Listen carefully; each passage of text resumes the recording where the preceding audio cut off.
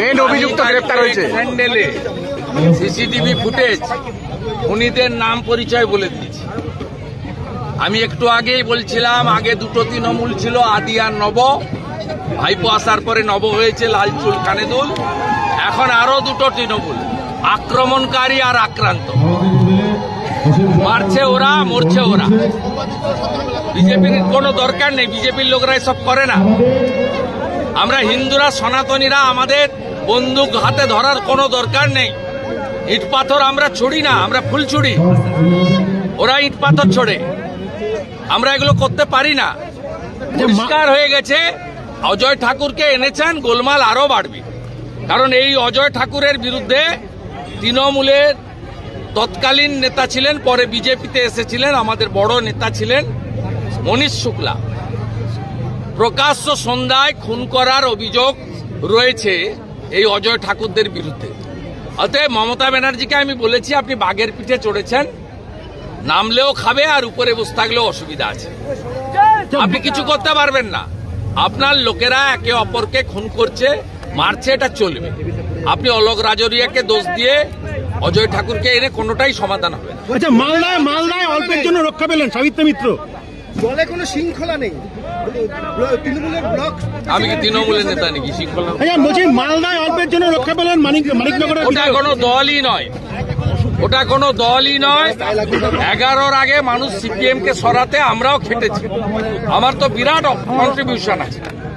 আমরা খেটে খুঁটে সবাই এনে দিয়েছিলাম যে পশ্চিমবাংলায় সিপিএম যাক, ভালো কিছু হবে।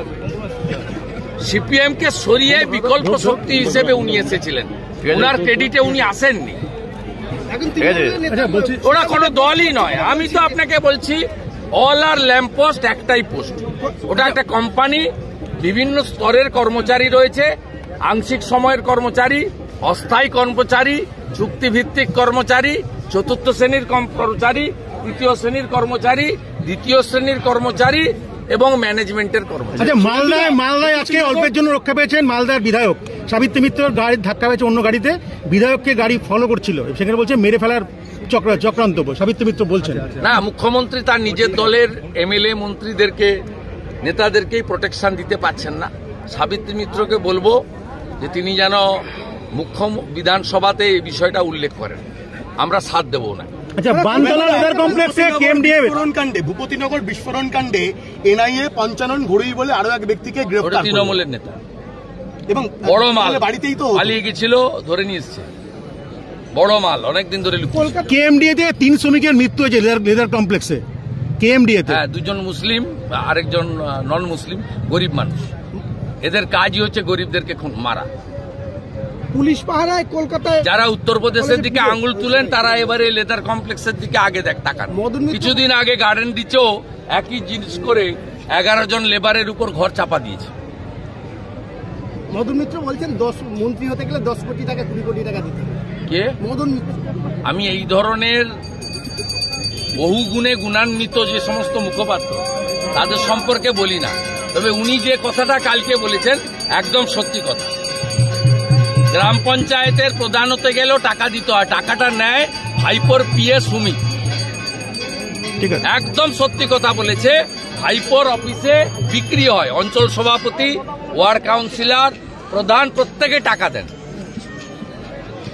টাকা দিয়ে কিনে নিয়ে আসেন চুক্তির ভিত্তিতে, এবং টাকাটা নেয় ভাইপোর পিএ সুমিত। কলকাতার দাদা, শেষ প্রশ্ন দাদা, মমতা ব্যানার্জি জানেন না, এসব প্রশ্রয় দেন না উনি। পুলিশ পাহারায় কলকাতা কলেজে সরস্বতী পুজো হচ্ছে, এটাও বাংলাদেশ বানিয়ে দিয়েছে, এটাও বাংলাদেশ বানিয়ে দিয়েছে। যশোরে, ওপারের যশোরে, সেখানেও পুলিশ দিয়ে, আর্মি দিয়ে পুজো হচ্ছে, আর এপারেও কলকাতাতে আর্মি পুলিশ দিয়ে পুজো হচ্ছে, তাও হাইকোর্টের হস্তক্ষেপে। এখানে আলামিন মন্ডল আর ওখানে সাবির আলী। মডেল এক, মডেল সব একই মডেল, জিহাদি মডেল। আমরা তুলে ফেলবো। 39% হিন্দু ভোট দিয়েছে। আমি আর পশ্চিমবাংলার আর 5-6% হিন্দুকে বলবো যে দয়া করুন, বাড়ি থেকে বেরিয়ে এসে ভোটটা করুন। কিচ্ছু করতে পারবে না। হিন্দু সরকার হবে, জিহাদি মুক্ত বাংলা করব, উল্টো দিকে ঝোলাবো, সোজা করার কাজ করব।